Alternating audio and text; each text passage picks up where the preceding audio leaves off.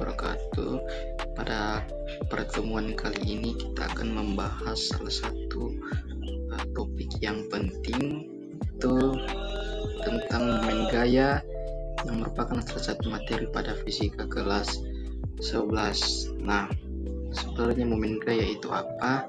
Nanti kita akan bahas bersama apa yang dimaksud dengan momen gaya. Nah, pada pertemuan kali ini ada beberapa tujuan pembelajaran yang diharapkan bisa tercapai setelah mempelajari tentang momen gaya. Yang pertama itu peserta didik dapat memahami apa itu momen gaya. Yang kedua, peserta didik dapat memahami faktor-faktor yang mempengaruhi nilai dari momen gaya. Yang ketiga, peserta didik dapat memahami contoh-contoh penerapan dari momen gaya pada alat-alat di sekitar kita. Dan yang keempat, peserta didik dapat menyelesaikan sebuah kasus berkaitan dengan momen gaya. Baiklah, di sini kita langsung masuk ke materi.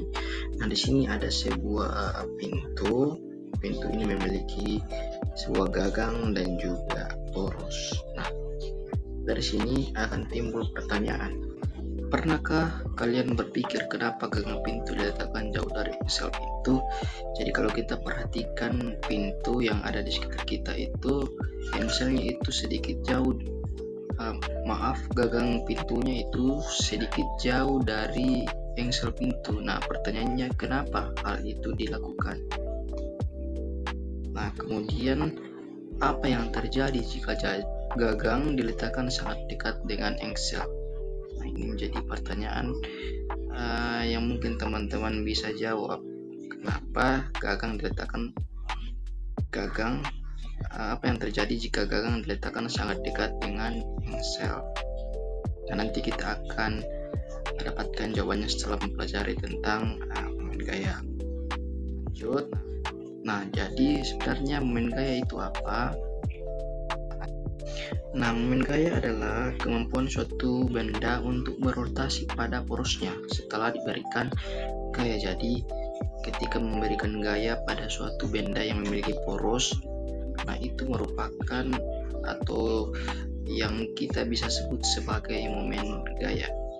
Momen gaya sendiri itu termasuk besaran vektor, artinya dia memiliki nilai dan juga memiliki arah. Jadi ketika menyelesaikan sebuah permasalahan tentang momen gaya, kita harus wajib untuk memperhatikan arah dari gaya yang kita berikan. Nah, kemudian yang ketiga itu momen gaya dipengaruhi oleh 3 faktor, yaitu gaya, sudut kerja gaya, dan jarak poros ke posisi kerja gaya. Nanti kita akan bahas secara lebih mendalam terkait dengan 3 faktor ini. Kemudian, nah, di sini kita akan menganalisis tentang bagaimana hubungan jarak dengan momen gaya. Di sini saya memberikan aplikasi sebuah pintu.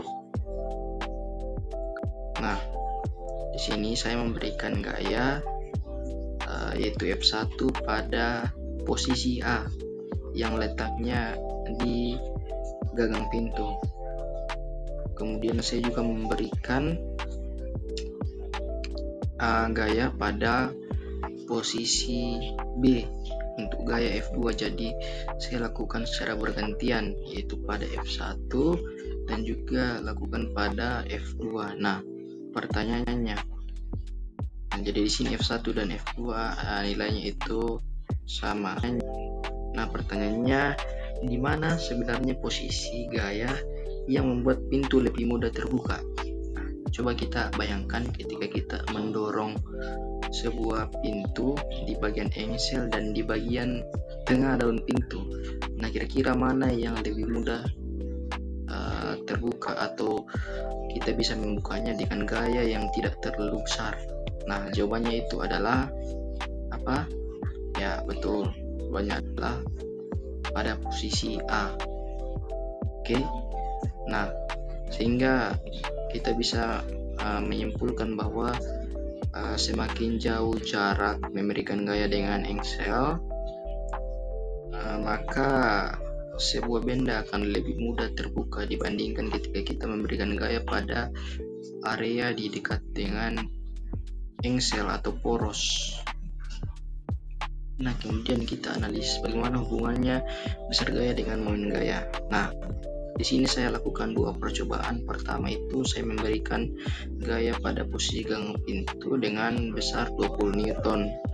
Kemudian juga setelah itu saya memberikan gaya pada F2 sebesar 40 Newton.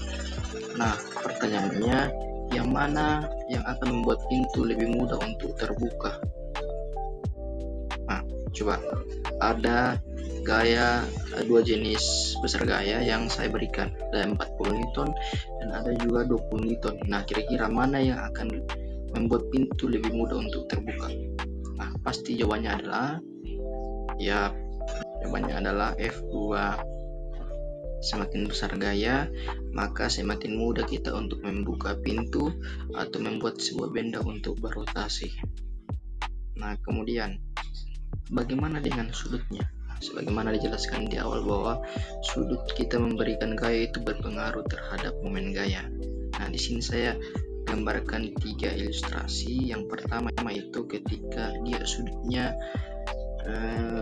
di bawah 90 derajat. Nah, kita anggap saja perkirakan mungkin sekitar 60 derajat. Nah, kemudian pada yang kedua itu saya memberikan gaya sebesar 90 derajat. Artinya tegak lurus antara daun pintu dan juga gaya yang saya berikan. Nah, kemudian yang ketiga itu saya memberikan gaya pada sudut 0 derajat. Nah, jadi di gambar pertama itu sudutnya di bawah 90 derajat. Nah, kemudian di gambar kedua itu 90 derajat. Dan posisi ketiga itu saya mendorongnya pada sudut 0 derajat. Nah, pertanyaannya ketika kita lihat ilustrasi seperti ini, mana yang akan memberikan gaya yang maksimal pada pintu sehingga kita membukanya? Misalnya kita mendorong sebuah pintu dengan sudut kita agak miring mendorongnya, kita sejajar dengan pintu, atau kita mendorong pintu itu dari samping. Nah, pertanyaannya mana yang membuat pintu lebih mudah berotasi? Yang mana? Ya, pastinya ketika kita memberikan arah yang tegak lurus dengan daun pintu. Jadi ketika sudutnya 90 derajat. Oke. Nah, jadi kesimpulannya semakin sudut mendekati 90 derajat, maka semakin maksimal gayanya. Seperti pada ilustrasi yang telah digambarkan. Selanjutnya, bagaimana aturan dalam penentuan gaya? Nah, dalam penentuan arah gaya, kita bisa melakukan atau kita bisa membayangkan ketika kita memberikan gaya yang searah dengan jarum jam atau berlawan arah jarum jam. Nah, bagaimana penentuan arahnya? Nah, ternyata dalam konsep momen gaya, ketika searah jarum jam maka nilainya positif, dan ketika berlawanan arah jarum jam maka akan nilainya negatif. Nanti kita akan bahas secara lebih mendalam pada contoh soal. Nah, kesimpulannya bahwa yang pertama itu semakin jauh jarak memberikan gaya, maka semakin mudah suatu benda untuk berotasi. Seperti yang dijelaskan sebelumnya bahwa ada dua posisi ketika kita memberikan gaya pada engsel dan memberikan gaya pada daun pintu. Tentunya yang membuat pintu lebih mudah terbuka atau berotasi ketika kita memberikan gaya yang jaraknya jauh dari engsel kepada gagang pintu dibandingkan ketika kita memberikan gaya pada daun pintu. Kemudian kesimpulan kedua, semakin besar gaya yang kita berikan pada benda, maka semakin mudah suatu benda untuk berotasi. Nah, seperti kita contohkan juga tadi bahwa ada 20 gaya yang diberikan, ada 20 Newton, ada 40 Newton. Nah, tentunya semakin besar kita memberikan gaya, maka pintu juga akan semakin mudah untuk berotasi. Nah, kemudian kesimpulan yang ketiga bahwa semakin sudut mendekati 90 derajat maka gayanya akan semakin maksimal. Seperti ilustrasi tadi, ada 3 posisi kita memberikan gaya agak miring dari daun pintu, yang tegak lurus dengan dekat pintu, dan juga yang berikan gaya tepat di samping pintu. Pastinya atau ketika kita menerapkannya dalam kehidupan sehari-hari, maka yang akan menjadi atau yang memberikan gaya secara maksimal itu bahwa ketika kita memberikan gaya secara tegak lurus dengan daun pintu atau nilainya 90 derajat, sehingga semakin mendekati 90 derajat maka gayanya akan semakin maksimal. Nah, kemudian kesimpulan keempat, bahwa jika benda berotasi secara jarum jam maka bernilai positif, dan jika benda berotasi berlawanan arah jarum jam maka akan bernilai negatif. Nah, selanjutnya tentang rumus momen gaya. Sehingga dari kesimpulan yang kita dapatkan tadi, kita dapat membuat sebuah kesimpulan bahwa momen gaya dirumuskan R kali F sin theta. Jadi momen gaya itu disimbolkan dengan simbol tau, kemudian R itu sebagai jarak dan poros ke posisi kita memberikan gaya, F itu gaya, dan sin theta adalah sudut yang kita berikan. Nah, kemudian selanjutnya kita harus tahu contoh benda momen gaya di sekitar kita. Yang pertama jelas seperti kita contohkan tadi, yaitu pintu. Nah, pintu ini memiliki sebuah poros yang membuat ketika kita memberikan gaya akan bisa menentukan berapa momen gaya yang kita beri.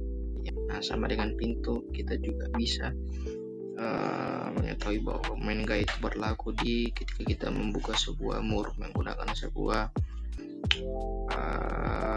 perangkat bawah.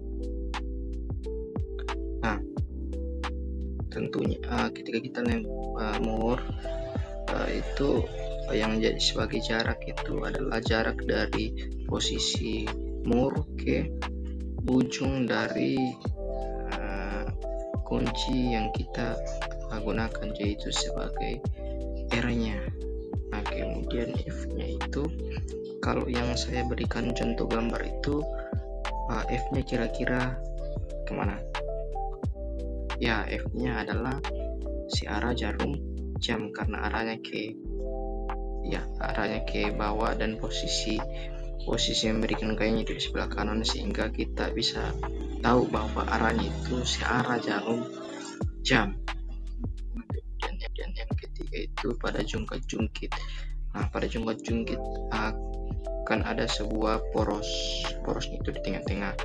Nah, kita bisa menentukan momen gayanya. Misalnya kita memberikan atau kita meletakkan sebuah benda di ujung kanan dari jungkat-jungkit.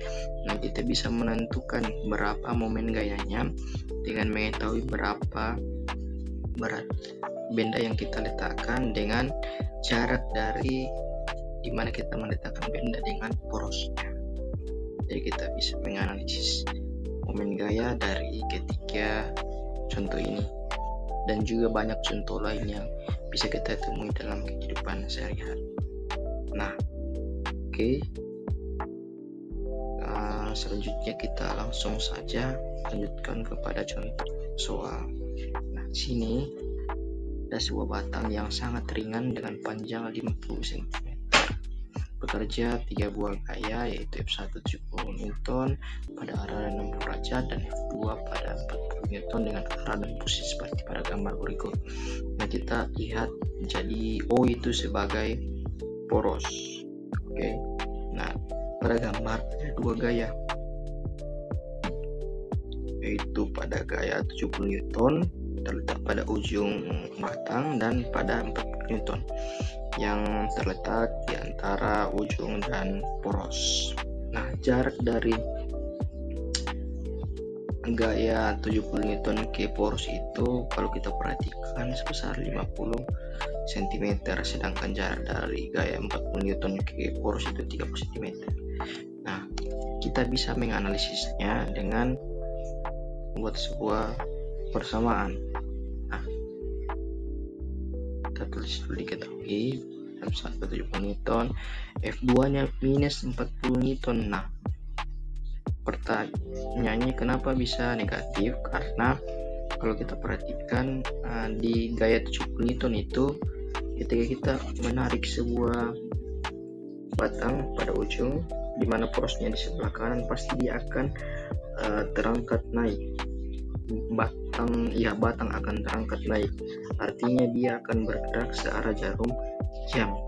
Sedangkan kalau misalnya kita lihat gaya yang 40 Newton itu kan posisinya dia menarik baja ke bawah, sehingga dia akan membuat baja tersebut akan berotasi berlawanan arah jarum jam, sehingga nilainya negatif. Kemudian kita selesaikan, kita tuliskan. Jadi resultan tau atau resultan momen gaya itu diperoleh dari resultan tau 1 tambah resultan tambah tau 2. Nah, kemudian resultannya itu kita bisa dapatkan dari R1 kali F1 kali sin theta. Jadi kita analisis yang posisi F1 dulu. R1 nya itu sebesar 50 cm itu 0,5, dan gayanya itu Newton. Begitupun dengan di R2 nya itu kalau kita perhatikan jaraknya itu 30 cm dan 0,3 meter, dan F2 nya itu sebesar 40 Newton. Sehingga kita bisa tuliskan tau itu 0,5 kali 70 sin 60 derajat.